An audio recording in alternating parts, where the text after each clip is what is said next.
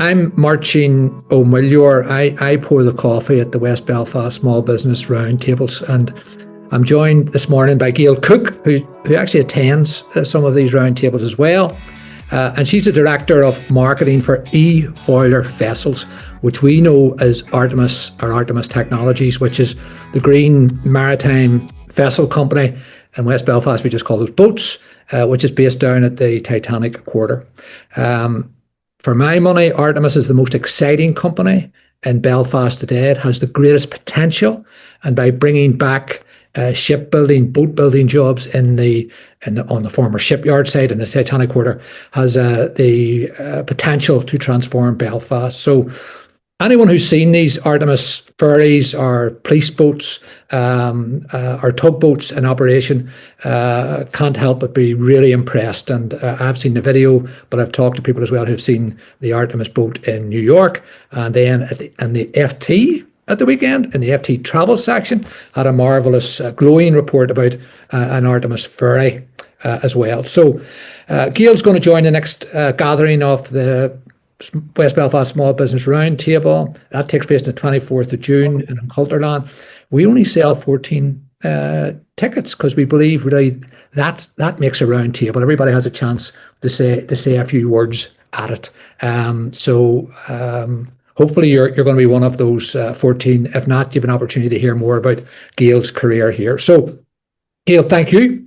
And we're going to get right into it. So, you're from that great cultural metropolis of Ballyclare, and at one stage, if we go through some of your backstory, you wanted to go to Greenland long before it was in the news. So we found with our guests that so many of them have a career arc which is really different and interesting and almost provocative. So why don't you tell us a bit about your own journey and education and how you almost went from Ballyclare to Greenland?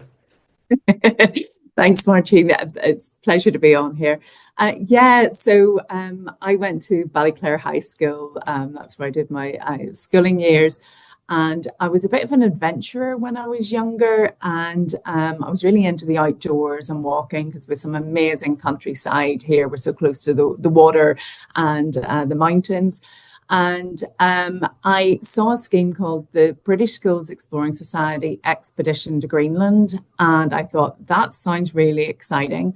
And to go and do that, you had to do subjects in geography, geology, and art. 3 subjects that I chose for my GCSEs back in the day.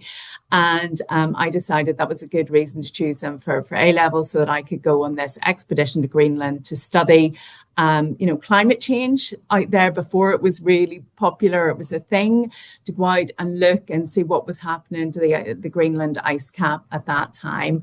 I was very fortunate. I got selected to go on that trip. But regrettably, I declined it. I turned it down. I was the only female from Northern Ireland, the first ever female from Northern Ireland to actually get on that trip. And it was because, I was putting my parents under financial pressure to go and participate in this. And it wasn't really done back in those days. And I bottled it really, and that has stuck with me as I've gone through my career. That sense of regret, that sense of not taking the challenge and fulfilling my full potential. And that was a real mind shift for me. So I then stayed on at school and I said, okay, well, I'm not going that expedition. What can I do? And I was really into sort of like business studies, but school didn't do business studies. And I was doing my Duke of Edinburgh Award, and I flicked through the book and I saw this thing called Young Enterprise. And so I said, hey, that's really cool. Hello, school. Could I do this as part of my Duke of Edinburgh? So I pestered the school and they brought Young Enterprise in, and a team of us set up a small business selling stationery and paper products that we sold. And that was my first foray into something called marketing. And I had to write some marketing plans with the team and some business plans. And out of that, I actually won an award, a BP Innovation Award for our marketing plan that we did. And I thought, oh, hang on a minute, this sounds quite cool. Let's go into this marketing world. And so I had then got to this point with my levels of like, oh, good grief, I've got geography, geology, and art here. I kind of want to go and do this thing, marketing. certain university, no names mentioned, wouldn't accept me with geography, geology, and art. And I thought, I don't know what I want to do with my life. So I decided I would go and work as a children's nanny in New York for a year, to the horror of my parents. And so I decided let's go to New York and do that. So there's quite a sort of entrepreneurial bent in that, you saw a lot of hurdles and you cleared them. What the really interesting thing for me is that when you were a nanny in New York, and I went to America as a student, I worked in a kitchen and spent most of my time after work in a bar. But you did something very unusual. It makes you an alumna of New York University, which actually, of all the people I know who went to US, you're the first one I know who had the drive and determination and grit to knuckle down and maybe try and get ahead in terms of education. So tell us what you did to start your post-school education. Yeah, so I went on a J1 visa back in the day, which was a student visa. And so you got like $200 that you could use to study. And I think most of the other girls and guys as well who were au pair at the time used theirs for gym membership or things. And I saw at New York University night school, they had a certificate in marketing and advertising. And so I signed up to do that. And with the support of my mum, helped fund some of the courses as well. I spent the year going to night school and I came out with my certificate in marketing and advertising. And that really cemented for me that this was a career that I wanted to go into. Being in Manhattan, going, to 32nd Street, walking past the bottom of the Empire State Building into class, it was unbelievable for a young girl at 18 from Ballyclare in this whole world. And I got to meet some amazing people who were working in the field of marketing and PR. And I just thought, this is the career for me. So you got a real taste for marketing, which I suppose really is brand promotion. It's selling your own ability and your own talents as well as who you're representing. And then you got a taste for the diversity and the excitement, diversity of the world and the excitement of New York. But you came back home. I did, yeah. So I was on a 13-month visa, had a brilliant time. Had lots of opportunities to maybe stay on and doing that. But I came back to Belfast, and Belfast Institute of Further and Higher Education, it's now Belfast Met, was the only place in the UK that was doing the CIM diploma in marketing full time. And so I thought, you know what? I'll come back, I'll get my professional qualifications, meanwhile trying to apply for a green card and things like that to go back to New York, which I didn't get. But I came out for that. And while I was studying, I worked as a promo girl, as a lot of people do. And I was working for Cool FM and Downtown Radio. And, I worked really hard, but I was very fortunate that I got an opportunity to do work experience in there when the marketing manager at the time just left, and the timing was perfect. And why they were looking to fill somebody into that role full time. It was Alistair McDowell back in the day, and I'm very grateful to him. Give me 3 months of marketing experience, and I got to do really cool things like design. I think it was the Mountain Dew Gold Diggers final in Belfast City Centre. And this is back in the days, when you didn't have mobile phones or things like that. And I remember getting my first mobile phone for that specific promotion, and someone actually stole it on me because I set it down. So that's my memories of that. But it was fantastic. It was a great experience. And that was it. And my career took off from that. And I'm a great believer, of grasping those opportunities. And, and it was a friend. I got to work for Cool FM and Downtown Radio because a friend that I knew was working there. And they were stuck one night for promotional staff. And he rang me out of the blue and said, can you be here in half an hour to come and work? And I was like, yeah, sure. And I got in the car and I drove. And that was it. And that started the opportunity. So I'm a great believer in, don't say no to things, go for it, give it a go, and you never know where it ends up. And that reflects, some of this is very emblematic of some of our other speakers. Emer Himfe, who's a HR expert, didn't pass her 11 plus, so she went a different route. Tina McKenzie, who is the head of staff line recruitment, one of her points was when she went to London, she took every job going. And you seem to me to epitomise some of that. You weren't afraid to work. but you also put in the hours, but you also went the route. Nowadays, we hear a lot of young people who are being told you don't need to go to university degree and then work. Some of them are going to do apprenticeships with Deloitte and other people. Yeah. But you were ahead of your time in that, and you didn't feel you were losing out, like applying yourself to, because the Belfast Met or Belfast Tech, it's a very work oriented. Real excuses, not the same space for lazing about as I did at university. You had no fear of that. You had no fear of getting... No, I didn't, because, I love learning. So the fact that I didn't necessarily go the traditional university route is I've never stopped learning. It's probably a bit of an addiction of me, So, for example, during COVID, I was working actually for Glendimplex at the time, and we were down to 4-day week. I didn't get furloughed, sadly.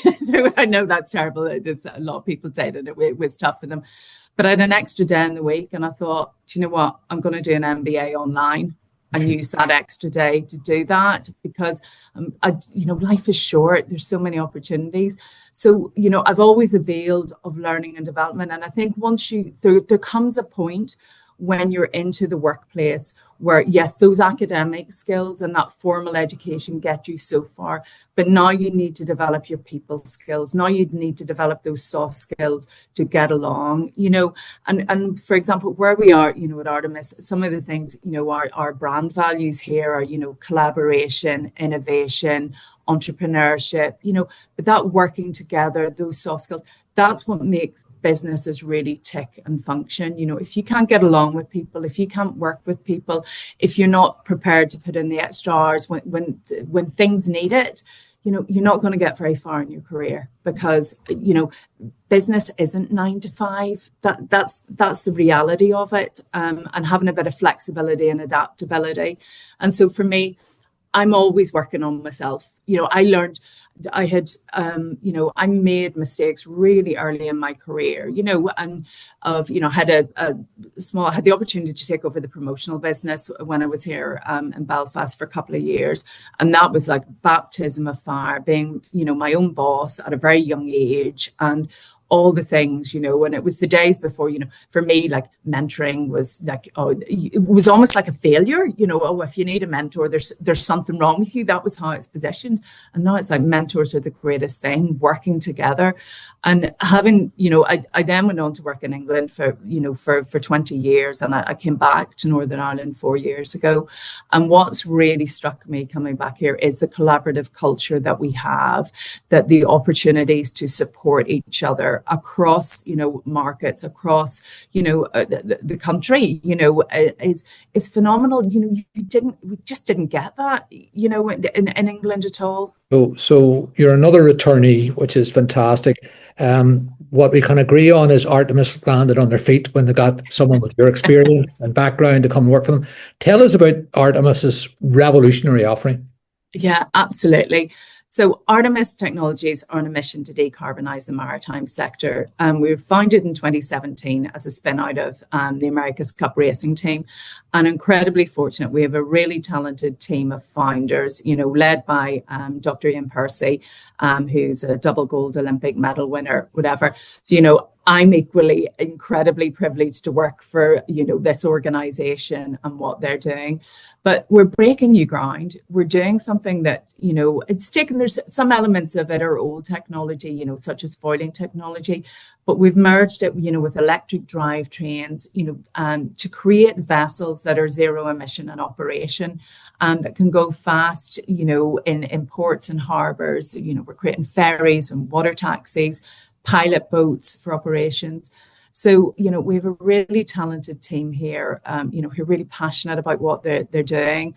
And it's a privilege to work for them. So my role here is, selling these products globally, supporting the team, going out and telling people, what we're making here in Belfast and how it can apply to their use cases. So we're talking to the likes of New York, and it was a full circle moment for me when we were doing the demos back in New York City, and I wrote a LinkedIn post about, how if you'd have told me that when I was 18 that I would be back here doing that, my mind was blown, and it was such a real privilege to be doing that.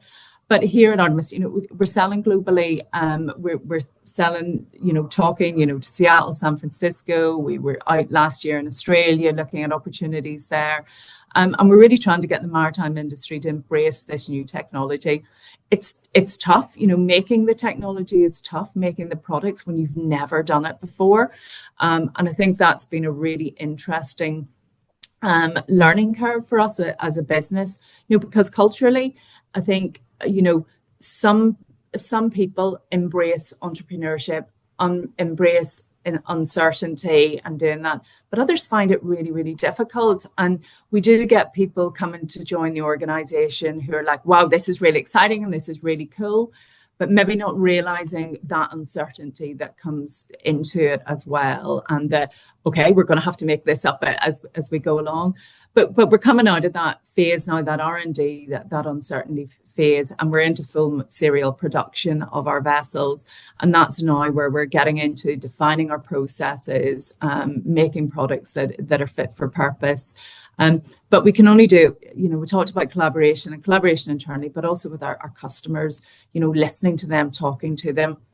And for me as a marketeer, if there was one message I could say to people, in any business whatsoever, is stay close to your customer, listen to them, talk to them, listen to them, hear what they're saying.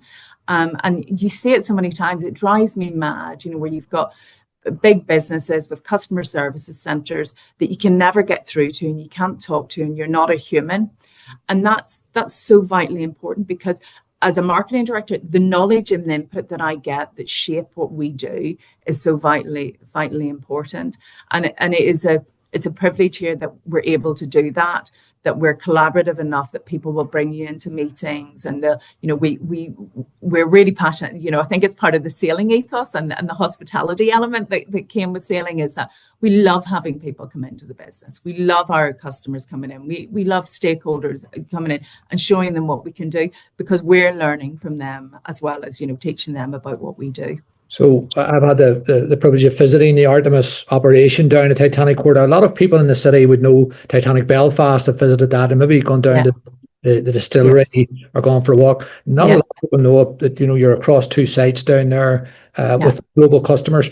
But let's just finish, and I know you'll touch on this on the 24th of June in Unculterland when we have our breakfast. But what are the key elements or qualities or traits of a really good marketeer, and maybe something that you try to bring with you? So if there's one thing you would say to people, make sure you stay close to this quality, what would it be? Yeah, it's that passion for the customer. It is that passion for the customer, because without, it's a bit of a cliche when people say that, but they help you define what your product is and what your offering is. Because if they're not going to buy it, you can create the best technology in the world, the best, whether it's a cake, whether it's fun, if people don't want to buy it, that for me is the thing. Listen to them, understand it, bring that insight back into the business, and shape your strategy from it. And well, just to finish, asking people to trust in absolutely new technology, and they've had these dirty diesel burning ferries and so on, but you're asking them to trust in new technology. You're, of course, David Tyler and Ian Percy or Sailor at the front of the business, but your job too is to really engender that trust. How do you make people trust that this new technology and the payback, and they say that over a period of time there'll be 90% savings with these vessels, but how the hell do you get people to really trust in something that they've never used before? A couple of things. Being on the vessels and seeing them and seeing our premises is vital. We're not some fly by the night company, that are going to disappear. Getting people on board, and that's why we've invested really heavily in our demo programs out in the US and places like that, so we can take the vessel to customers. It's why we bring people into Belfast to see things, seeing our manufacturing site, and doing what we say we're going to do as well, with people is really, really important, and building relationships. These are, high purchase items, and, our reputation is everything. So there's going out to the events, spending time with stakeholders. That stakeholder engagement is critically important to help them know us and trust us and build that trust. So it's a lot of groundwork. But we also work really closely with those individuals. We will sit down and we will analyze their routes for, how much savings they can make if they converted to our vessels. What are their routes? We have some analysts internally, Stephen, who does a fantastic job working with our customers to say, okay, this is what you're doing today. Maybe if you changed it slightly, you could put more routes on for your ferry operator, your operations, etc. So really working closely with those customers to show them how it can work for them is critical to that success. So then to finish, how proud are you of the fact that you're back home? We consider Ballyclare very much a suburb of Belfast. How proud are you to be back home and be part of the not only transformation of the entire maritime sector, but to be part of the transformation of Belfast? It is fantastic. I'm so proud. So proud, to be bringing, boat building back into Belfast in the heart, such a historic place, that's, I have family connections going back generations within this, but to see it, Belfast is a really special place. There's no city like it in the world. The people are fantastic. And so to be bringing high value jobs back and helping grow in the sector,